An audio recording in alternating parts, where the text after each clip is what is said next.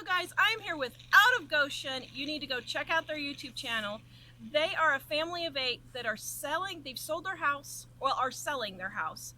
They bought a camper trailer and they're traveling looking for a homestead. Yes. They're traveling all around the country looking for a homestead. So we're going to talk with them for just a little bit to see, is it actually feasible financially to do this? Because this is crazy. You know, and a lot of people want to do that, you know, so okay, so we're going to give you some information on how they did this. Okay, so you guys have sold your house. Well, not sold it yet, it's on the market. Right. You bought this camper. You want to tell us a little bit, because actually Mike and I have thought about doing something similar, maybe not for a year, you know, like Justin Roadstead. Don't think I can handle that. Oh dear, water's running. It does that sometimes. I'm not sure why. That's funny. Just turns on. But so, do you mind saying how much did this cost you? Is it cost effective for like a regular family to do, you know, that type of thing? Can you tell us a little bit about that? Absolutely. And I'm always transparent on our channel too.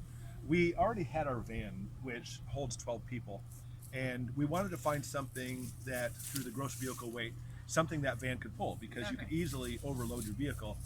And this camper here was brand new on the market. They didn't even have the brochures out for it yet. Oh wow. And it's a living space that's 28 feet, but tongue length it's 34 feet as far as how big it is. Okay. And we got this for $18,500. Oh, well, that's not too bad. No. My goodness, that's less than a car. Yeah, exactly. And then basically, you know, we like to pay everything cash for stuff, but the financing for it.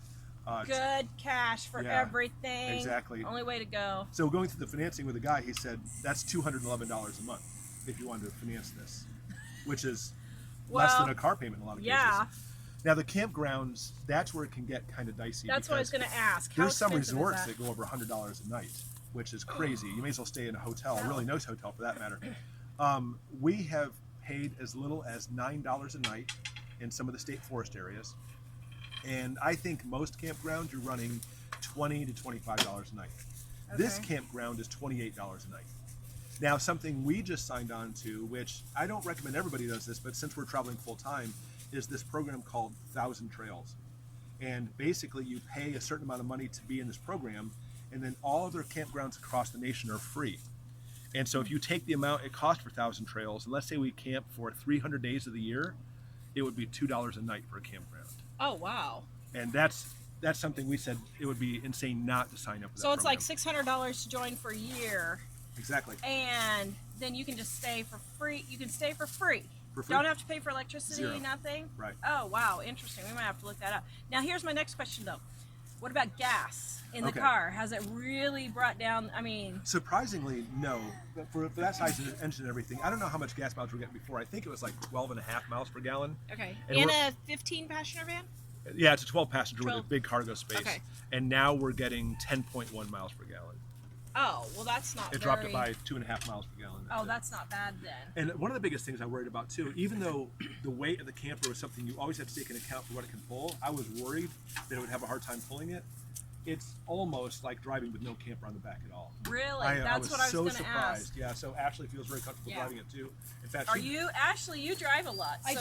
Is it hard for you? No, actually, it's great on the highways. I love it. I do not feel comfortable driving to get gas, honestly. I will jump out and he will jump in. I'm afraid I'm going to clip the machine. So we don't do that. And then we went camping. Where did we go in Vogel State Park. I couldn't do that. It was too twisty and I couldn't handle that, so he had to take that. So okay, but it's pretty easy. Yeah, surprisingly, it's really light. That we've got the brake system worked up really well, so it's not really an issue with any of that. We're actually really enjoying it. Okay. Have you guys done mountains yet?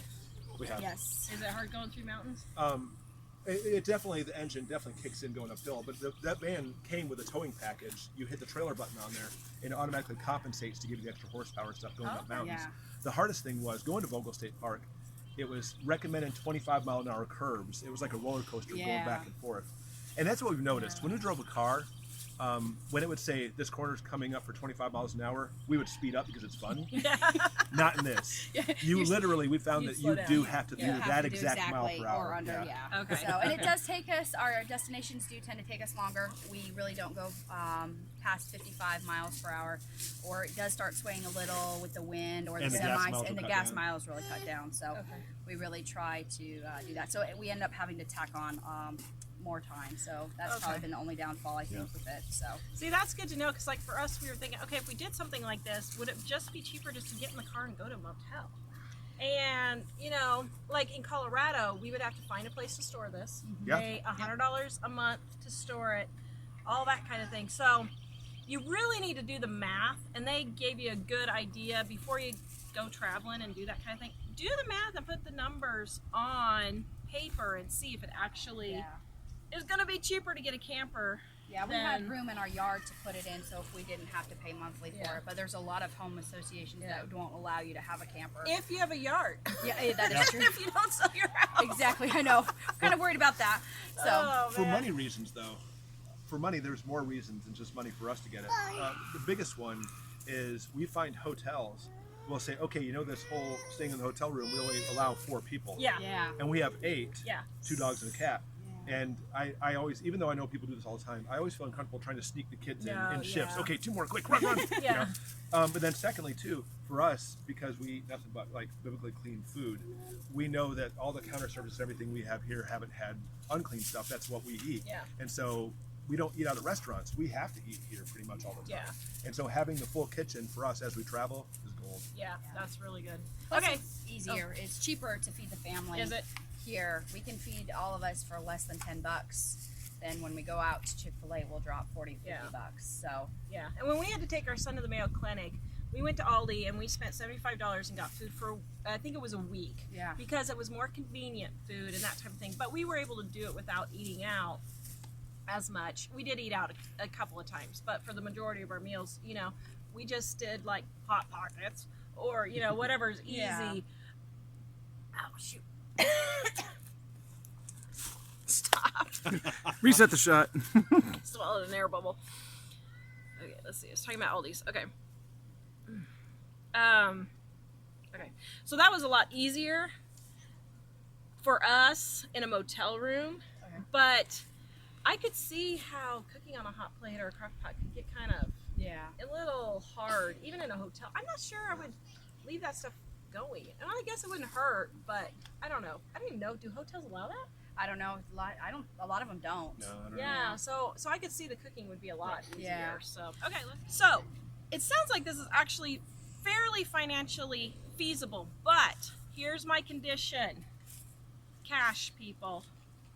If you're not gonna do this with cash, I do not recommend financing it. But I don't recommend financing anything. So if you have the cash to do it, I think it would financially be worth it. But you know, put it on paper and see. I think you could do it if you pay cash. Go check out Out of Goshen on YouTube and subscribe to their channel. Please subscribe, like, and share with us. Visit us at livingonadime.com, and we'll see you guys next time.